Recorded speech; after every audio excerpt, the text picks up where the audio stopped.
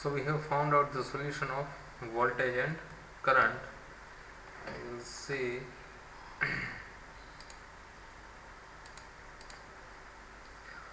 So this voltage is related with this voltage is V plus e raised to minus alpha x into e raised to j omega t minus j beta x plus V minus e raised to alpha x into e raised to j omega t plus beta x. Similarly, for current we are having it is equal to I plus e raised to minus alpha x into e raised to j omega t minus j bx plus I minus e raised to alpha x and e raised to j omega t dx. Now, what does this represent? What do you understand by this solution? What does this represent? So this is, let us take, this is e raised to alpha x. So e raised to alpha x, if you draw e raised to alpha x, so let me draw, this is e raised to alpha x, let us take it is positive or it will be negative. So along x, this is my x axis and this is my amplitude axis. So along x it will change and it is linearly exponentially decreasing function, e raised to alpha x, it is e raised to minus alpha x. Similarly, e raised to positive alpha x, then that will be linearly exponentially increasing function. So it will goes on increasing with respect to as x changes, it will goes on increasing. Now this is multiplied by e raised to j omega t, e raised to j omega t into e raised to j beta x. So it will be, if we will take common j, then it will be,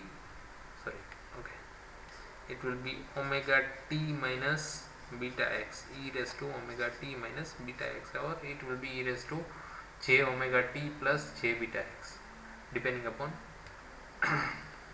So it is multiply, e raised to alpha x is multiply either, so this will be either e raised to minus, it will be e raised to plus alpha x, or e raised to minus alpha x, it will be multiplied by this.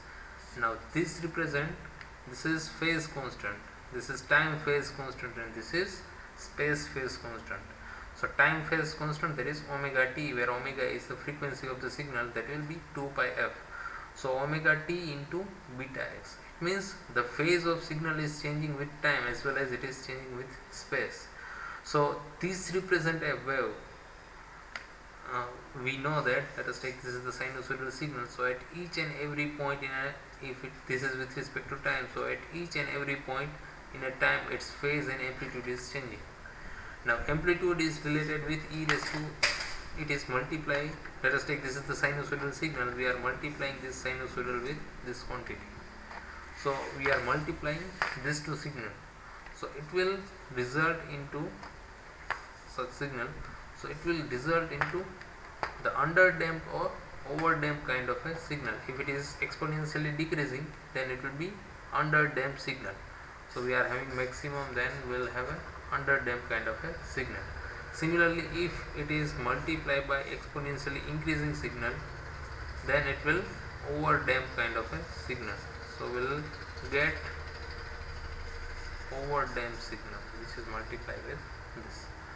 So what we are getting is, we are getting a traveling wave. Now we are having a wave in our line. We are finding solution for voltage and current, and we got wave solution. We are having a wave in our line. So moving back to PPT. So the first term in the voltage solution represent a voltage traveling wave. These are traveling wave which are traveling in the line. So these are traveling wave. The voltage traveling in plus x direction, because this is e raised to minus alpha x, it means away from the x, it means it is along the positive x direction of the positive x direction. So this first quantity represent voltage solution or voltage traveling wave along x direction. Similarly, this represent e raised to alpha x. Now x is positive here, it means the wave is opposite direction to this wave. So this will be the backward traveling wave. This is forward traveling wave, this is backward traveling wave.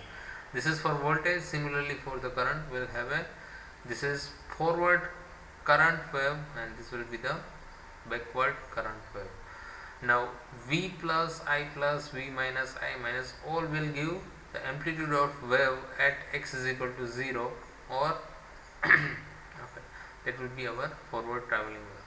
So the important conclusion is the voltage and current are exist in the form of wave in the transmission line. At the lower frequency we are having a voltage and current at each and every point, it does not change.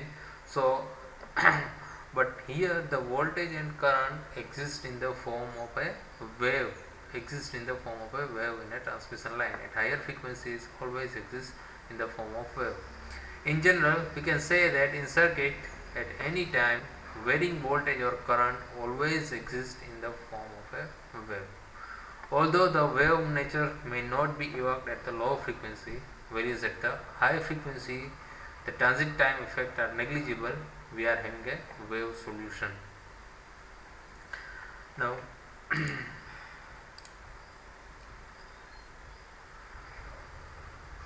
okay. Now we'll classify this propagation constant. We have already defined this propagation constant is equal to alpha plus j beta. The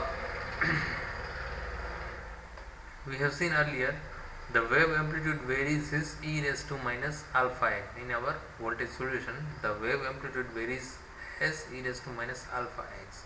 Now this denote, we have seen the graph, this denote the exponential decay of wave along the direction of propagation. So wave will decay exponentially. So this denote the exponential decay of wave along the direction of propagation.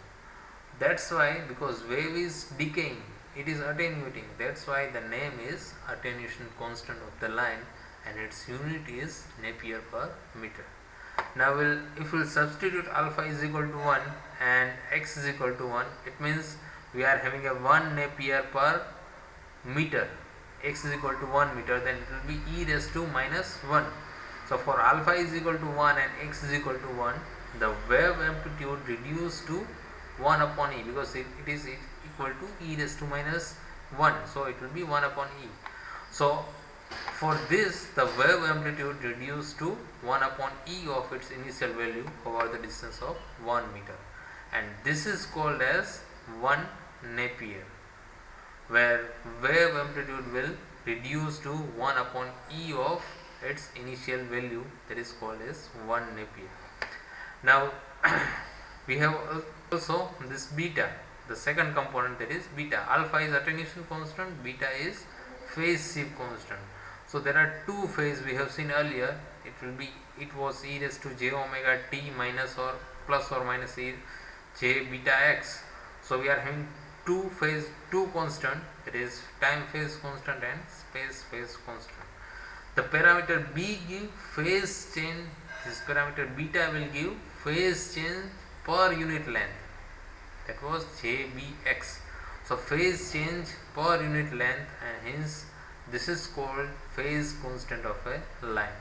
Its units are radian per meter. Now we already know that for a wave the one cycle is equal to one wavelength. So that will be 360 degree, or you can say that will be 2 pi. So if wave is changing from 0 to 2 pi, then that will be called one cycle, or it will be called one wavelength. So now the phase change per unit length beta is denoted by 2 pi by lambda. So this is the phase constant of a line.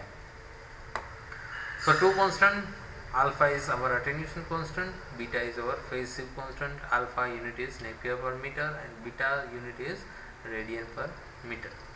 Now we will further solve our equation in next lecture. We will find out the exact solution, then we will define other constant and other terms in next lecture.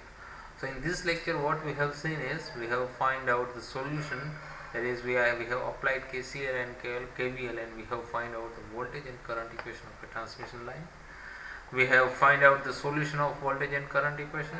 We have defined propagation constant of line, and we have a physical interpretation of voltage and current solution.